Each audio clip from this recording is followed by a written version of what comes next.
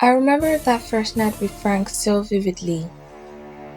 The small room was dark, except for the soft glow of the streetlight filtering through the window. I could feel the roughness of his calloused fingers, the contrast between his experience and my youth. His breath, ragged and deep, sent shivers down my spine. And as I lay there, pressed against his chest, it was like the world outside didn't exist anymore. We moved together with an urgency that was both thrilling and terrifying. I knew it was wrong, but I couldn't stop. I didn't want to. He traced his fingers gently along my collarbone, sending a warm, tingling sensation through my entire body. His movements were unhurried, yet filled with an intensity that seemed to vibrate in the air around us. As his hand slipped to the small of my back, pulling me closer, I could feel the thudding of his heartbeat against my chest. It was strong, steady, grounding me in the present even as everything else seemed to blur away. We kissed deeply, the kind of kiss that was both tender and urgent, as if we were afraid time might steal this moment from us. His lips brushed against my neck, and a soft sigh escaped me, my fingers strangling in his hair as I held him closer. Each touch felt like a discovery, each kiss a quiet promise. I could feel his warmth radiating against me, the way his breath quickened as our bodies pressed closer together, fitting together as though we had always belonged this way. For a while, we just held onto each other, our movements slowing, but the intensity never fading. It was like we were drifting, held in the weightlessness of a moment that seemed to stretch on forever. There, in the dim glow of the street light, it was as if nothing else mattered. Neither the years between us, nor the world outside the walls of that room. All that existed was the quiet rhythm of our breaths and the feeling of being completely, utterly alive in each other's arms. It started innocently enough. Frank was 70, recently retired, and had moved into a quaint house down the street from my mom's place in Bloomfield. I was 20, home for the summer from college, where life was supposed to make sense. My mom met Frank through some local community events, and soon enough, he was a fixture at our neighborhood barbecues and dinner parties. I saw him everywhere, at the park, at our house, even running errands in town.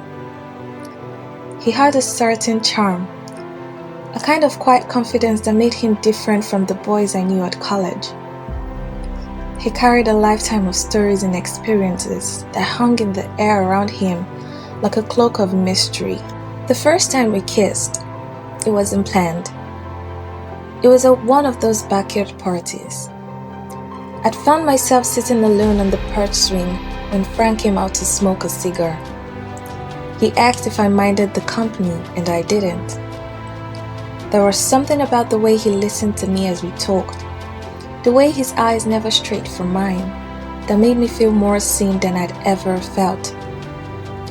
When our conversation drifted to our past, his time as a lawyer in New York, my uncertainty about the future, there was a shift. The air felt different, heavier, as if something had clicked into place. He reached out, his fingers brushing lightly over mine, and before I knew what was happening, we were kissing. It was a kiss filled with longing, the kiss you only read about, and it sent a jolt through me. I pulled back quickly, guilt washing over me. "I'm sorry, I shouldn't have," I began, but Frank stopped me, his hand cupping my face gently. "Emily, don't apologize," he whispered, his voice rough and steady. "I've wanted this since the first time I saw you." I didn't know what to say. I was overwhelmed by how natural it felt, and yet I was scared of where it might lead. It was exciting and dangerous, the kind of thing you know you shouldn't do but can't resist. That night, after everyone else had gone to bed, I found myself at Frank's place. We hadn't planned it, hadn't spoken about what had happened on the porch, but it felt like we were drawn together by something unspoken, something stronger than the both of us. We continued to see each other secretly, always meeting at his house after dark, when the town was asleep. I'd slip through the back door and we'd fall into each other's arms like it was the only place we belonged. Our meetings were full of whispered conversations, stolen kisses, and the hunger that grew with every touch. I knew I was playing with fire, but it felt too good to stop. I didn't know what I was looking for in Frank. Maybe it was the intention or the thrill of breaking the rules, but whatever it was, I couldn't stay away. There were nights I would wake up next to him, his hand resting slightly on my hip, and I'd lay there, staring at the ceiling, wondering how it had come to this. I had a life waiting for me back at college, plans for the future, and Frank had a history in the past I didn't know much about. There was a part of me that felt ashamed, not just because of the age difference, but because I was deceiving everyone around me. My mom had taken a liking to Frank, always inviting him over for dinner and talking about how wonderful it was that he had moved into the neighborhood. She had no idea that when she went to bed, I would sneak out of the house and walk down the street to his. One night, as we lay in bed after another secret rendezvous, I finally voiced the question that had been haunting me. "Frank," I said quietly, "what are we doing? This can't go on forever." He sighed deeply, his hand moving up to gently caress my cheek. "I don't know, Emily," he said. "I don't know where this is going. I just know that when I'm with you, I feel like I found something I thought I'd lost a long time ago." His words both comforted and unsettled me. There was something beautiful about being wanted by him, being needed in a way that felt different from the fleeting attention I got from boys my age. But I couldn't shake the feeling that this was a story that couldn't end well. The next day, Frank told me he was leaving town for a few weeks. He didn't say why, just that he needed some time to think. I understood, but it didn't make it hurt any less.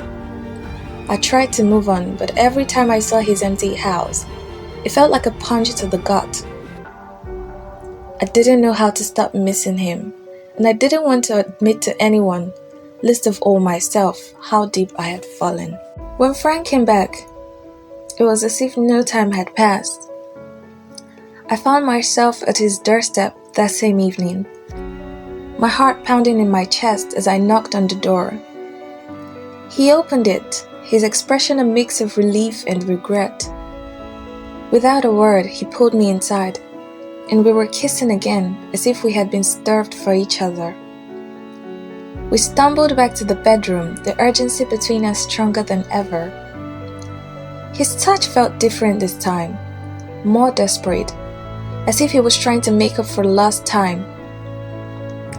The way his hands moved over me, the way he whispered my name, sent shivers down my spine.